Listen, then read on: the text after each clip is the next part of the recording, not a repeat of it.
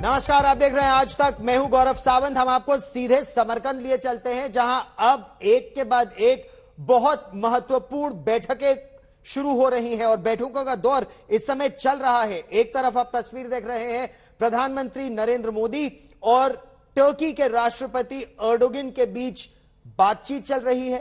दूसरी तरफ हम आपको तस्वीरें दिखाएंगे, रूस के राष्ट्रपति व्लादिमीर पुतिन से बातचीत अब से कुछ ही देर में शुरू होने वाली है। इसके अलावा बहुत महत्वपूर्ण बातचीत होगी ईरान के राष्ट्रपति के साथ भी।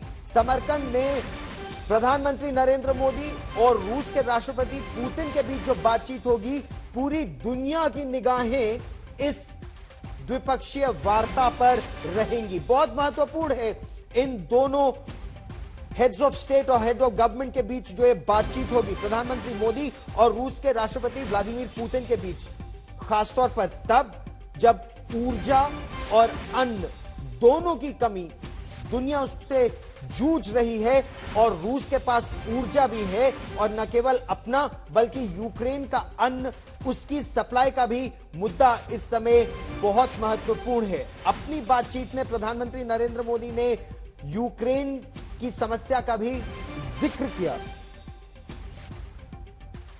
और एम्बेसडर विष्णु प्रकाश और जनरल ए के सिवाच हमारे साथ है। एम्बेसडर विष्णु प्रकाश, ये जो द्विपक्षीय बातचीत अब हो रही है ईरान के राष्ट्रपति के साथ, राष्ट्रपति पुतिन रूस के राष्ट्रपति के साथ, टर्की के राष्ट्रपति के साथ, उज्बेकिस्तान के राष्ट्रपति के साथ, क्या ये महज औपचारिकताएं हैं या बहुत महत्वपूर्ण है न केवल संपर्क में रहना बल्कि रिश्तों को और मजबूत करना, और किस तरह से, आपसे जानना चाहेंगे। आपने बहुत ही अहम सवाल उठाया है। इसमें औपचारिकता कुछ नहीं है, ये सब हकीकत है, ये कूटनीति है इसमें। और आज के युग में जिस तरह से भारत बड़ी तेजी से उभर रहा है, भारत एक विश्व में एक बड़ा अहम किरदार अदा कर रहा है, तो भारत के लिए सब देशों के साथ और जो ये महत्वपूर्ण देश हैं इनके साथ रिश्ते बनाना, इनके साथ कम्युनिकेशन रखना बहुत जरूरी है। देखिए, जो एससीओ है एक बड़ी यूनिक ऑर्गेनाइजेशन है जिसमें कि हमारे दोस्त भी हैं, हमारे प्रतिद्वंदी भी हैं, हमारे खिलाफ जो आतंकवाद फैलाते हैं वो भी हैं। तो ये भारत की क्षमता है कि इस संस्था में होके एक पॉजिटिव रोल अदा करे, कंस्ट्रक्टिव रोल अदा करे, ट्रांसपेरेंसी लाए, बैलेंस लाए। तो ये भारत का रोल है जिसकी सब सराहना करते हैं, नहीं तो करेंगे। जी, चीन को अगर देखें, पाकिस्तान को अगर देखें, तो ये एक ऐसा संगठन है जिसमें चीन भी है, पाकिस्तान भी है, एक दुश्मन एक प्रतिद्वंदी, लेकिन वो भी दुश्मनी ही निभा रहा है इस समय। तो जनरल सिवाच, क्या आपको लगता है कि वास्तविक नियंत्रण रेखा पर आने वाले महीनों में या वर्षों में तनाव कम होगा या ये तनाव अब और ज्यादा बढ़ेगा? हाँ बिल्कुल, देखो गौरव, ऐसा लगता है मेरे को लाइन ऑफ एक्चुअल कंट्रोल में तनाव जो है वो कम होगा, क्योंकि ये अब चीन को भी समझ आ गया है अगर उसको भारत के साथ रिलेशन इंप्रूव करने हैं तो जब तक एलएसी पे शांति नहीं होगी भारत कोई भी रिलेशनशिप इंप्रूव नहीं करेगा। और चीन भी एक प्रकार बहुत आइसोलेटेड है ताइवान को लेके, और इस मौके पे वो नहीं चाहता भारत के साथ उसके रिलेशन खराब हों। तो मुझे लगता है लाइन ऑफ एक्चुअल कंट्रोल पे अभी PP-15 से डिसएंगेजमेंट हुई है और कहीं आगे डी इंडक्शन की भी बात चलेगी। मुझे लगता है तनाव चीन के साथ कम होगा, क्योंकि चीन को देख लिया है कि तनाव अगर ज्यादा है तो उसको बहुत बड़ा नुकसान है, क्योंकि भारत और का जो लार्जेस्ट ट्रेडिंग पार्टनर चीन है। तो ऐसे में मुझे लगता है कि एलएसी पे कम होगा, एलओसी पे कुछ खास ज्यादा फर्क नहीं पड़ेगा, क्योंकि जो पाकिस्तान है वो टेररिज्म का साथ तो छोड़ने वाला नहीं, आतंकवादी वो भेजने की कोशिश करता रहेगा। और भारत जो है जब तक पाकिस्तान के साथ बातचीत नहीं करेगा, जब तक वो क्रॉस बॉर्डर टेररिज्म बंद नहीं करे। तो ये दोनों बातें तो हैं, पाकिस्तान की अगर बात की जाए तो देखिए ना, पाकिस्तान तो कंगाली की कगार पर है। पाकिस्तान के पास इस समय, अच्छा दूसरा वो बाढ़ से जूझ रहा है। तो अगर एक तरह से कहा जाए एम्बेसडर विष्णु प्रकाश, तो पाकिस्तान का तो कंगाली में आटा गीला हो गया है और वैसे भी उनके प्रधानमंत्री 100 रुपए लीटर आटे की बात भी करते हैं। तो पाकिस्तान को तो उसी दृष्टि से देखना चाहिए जहां जिस स्थिति में वो पहुंच गया है। लेकिन चीन के साथ जनरल सिवाच का यह आकलन है कि तनाव कम होगा, लेकिन क्योंकि वो चीन आर्थिक संबंध को मजबूत करना चाहता है, लेकिन 2 साल के इस तनाव के बावजूद चाइना के साथ तो भारत का व्यापार बढ़ा है और वो व्यापार चीन के पक्ष में है। तो चाइना पर अंकुश कहां लगेगा कि अगर बॉर्डर पे तनाव है तो व्यापार नहीं बढ़ सकता?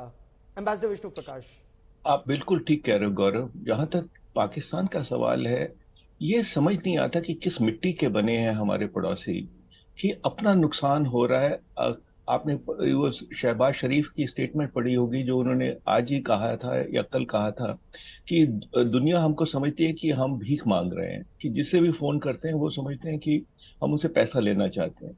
भैया ये हकीकत है, तो आप क्यों नहीं समझते हो? पर खैर ये दूसरी बात है। जहां तक चीन का सवाल जहां तक चीन का सवाल है, ये सॉरी गौरव, मेरा ध्यान थोड़ा सा चूक गया था। मेरा प्रश्न बहुत क्लियर था कि 28 महीने से तनाव चल रहा है वास्तविक नियंत्रण रेखा पर। हालांकि चीन ने डिसएंगेज कर लिया है, लेकिन चीन इससे आगे क्या तनाव कम करेगा? क्योंकि उसको तो मालूम है कि विदेश मंत्री डॉक्टर एस जयशंकर कई बार कह चुके हैं कि अगर बॉर्डर पर तनाव है तो रिश्ते नहीं सुधर सकते, लेकिन फिर भी आर्थिक रूप में व्यापार चाइना के साथ बढ़ा है और जो बैलेंस ऑफ ट्रेड है वो चाइना के पक्ष में है। जी सॉरी, हाँ, तो ये हमारी खामी है। मैं ये मानता हूं कि आप रातों रात व्यापार के जो आपके सोर्सेज हैं वो बदल नहीं सकते हैं। पर देखिए, ये तनाव तो 2 साल से ज्यादा से चल रहा है और 2 साल से व्यापार बढ़ रहा है, तो हमको इसके ऊपर बहुत पैनी निगाह रखनी होगी। और देखिए गौरव, कोई भी चीज कॉस्ट फ्री नहीं होती है, हमको कीमत चुकानी होगी, क्योंकि महंगा पड़ेगा सामान। पर क्या देश का गौरव या देश की जो बॉर्डर्स हैं वो आपके थोड़े पैसों से ज्यादा कीमती हैं क्या? तो हमको धीरे धीरे चीन के ऊपर जो हमारा डिपेंडेंस है व्यापार की, उसको कम करना होगा। एक नेशनल मिशन बनाना पड़ेगा, और ये बन जाए कोई बड़ी बात नहीं है, पर ये कल नहीं आज होना चाहिए, क्योंकि जब तक हम चीन के साथ व्यापार कम नहीं करेंगे, अपनी क्षमता नहीं बढ़ाएंगे। और एक तो बात है कि देखिए कितनी बखूबी से हमारी अपनी मैन्युफैक्चरिंग कैपेसिटी बढ़ रही है। आपने पढ़ा होगा कि टाटा ने पहली बार ये निश्चय किया है कि उनका जो इन्वेस्टमेंट है 70% इन्वेस्टमेंट अब भारत में होंगे। तो हम उस राह पे चल रहे हैं, पर शायद हमको और भी तेजी बरतनी चाहिए, पर बरतनी होगी। और चीन के साथ आप बिल्कुल ठीक कह रहे हो, हमको व्यापार धीरे धीरे बिल्कुल कम करना पड़ेगा। अरे बहुत बड़ी खबर इस समय आ रही है, प्रधानमंत्री नरेंद्र मोदी और चीन के राष्ट्रपति शी जिनपिंग के बीच मुलाकात हुई है।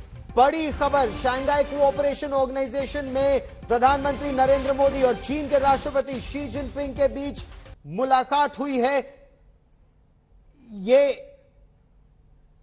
अच्छा, इसके बारे में हम आपको कुछ देर में विस्तार से बताएंगे, प्रधानमंत्री नरेंद्र मोदी की मुलाकात के बारे में। लेकिन जनरल सिवाच, बातचीत के जरिए रास्ता निकालना है, ये तो सब जानते हैं। 16 राउंड की बातचीत हो चुकी है, कोर कमांडर्स के लेवल पर, विदेश मंत्रियों के लेवल पर बातचीत हो चुकी है, जो फॉरेन मिनिस्ट्री में जो बॉर्डर मैनेजमेंट ग्रुप है उसके लेवल पर बातचीत हो चुकी है। तो क्या यह डिसएंगेजमेंट तक ही रहेगी या डी इंडक्शन तक बढ़ सकती है? यह बात डी एस्केलेशन और फिर डी इंडक्शन।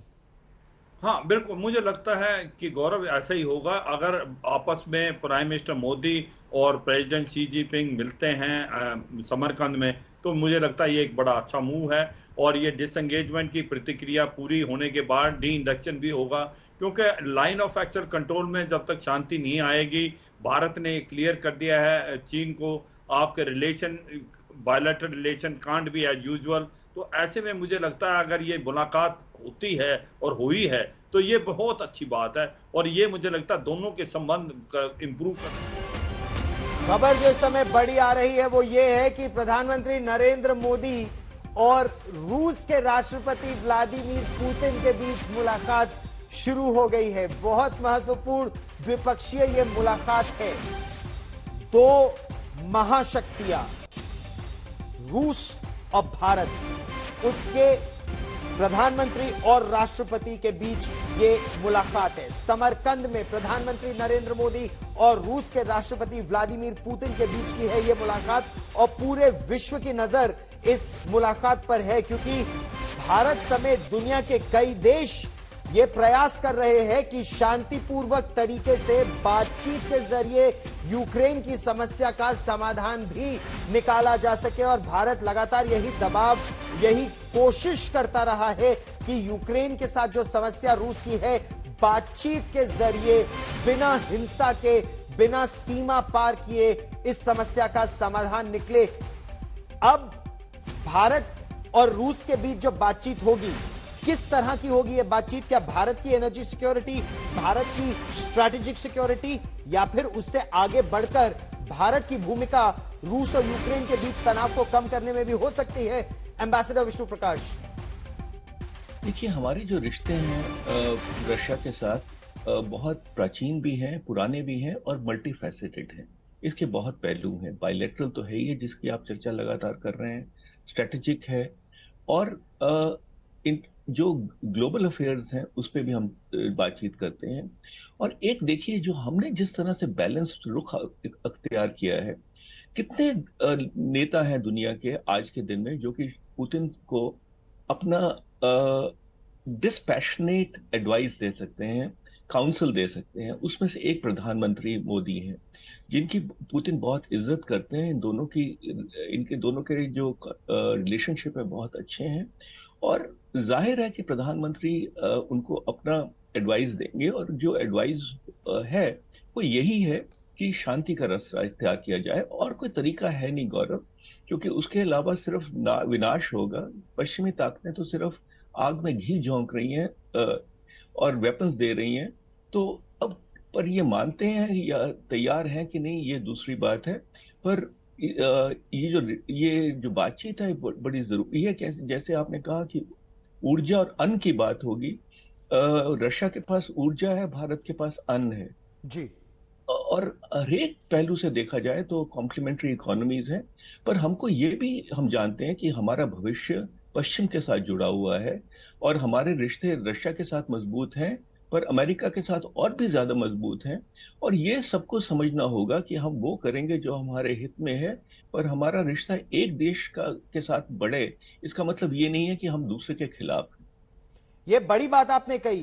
भारत दुनिया में संभवतः बहुत चंद ऐसे देशों में है, या इस समय ऐसा एकमात्र ऐसा देश है जो इस मजबूत स्थिति में है कि अमेरिका का भी बहुत करीबी है और रूस का भी बहुत करीबी है भारत। और इसीलिए डिप्लोमेटिकली जनरल सिवाच बहुत महत्वपूर्ण भूमिका, लेकिन यह बहुत चुनौतीपूर्ण रास्ता भी होगा, क्योंकि ऐसा भी हो सकता है कि रूस को भी लगे कि अरे कहीं अमेरिका के खेमे में तो नहीं, और अमेरिका को लगे कहीं ये रूस के खेमे में तो नहीं। तो खतरा बड़ा है, चुनौती बड़ी है, लेकिन इसका रिजल्ट भी बड़ा ही निकलेगा।